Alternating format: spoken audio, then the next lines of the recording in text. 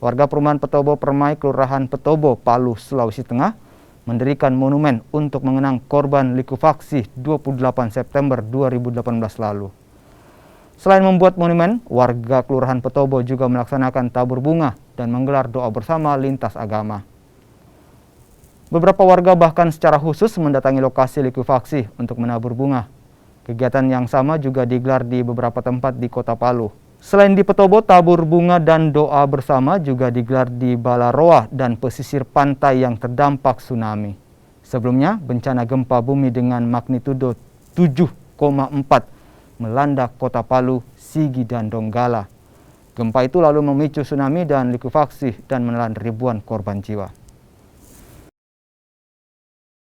Agama sahabat tadi itu kembali melaksanakan doa ibadah.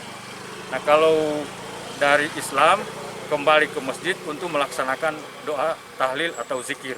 Ya. Kalau untuk umat Nasrani, mereka kembali ke tenda yang sudah disiapkan oleh panitia pelaksana yang berada di lokasi C, Blok C, tepatnya di depan rumahnya Panoldi.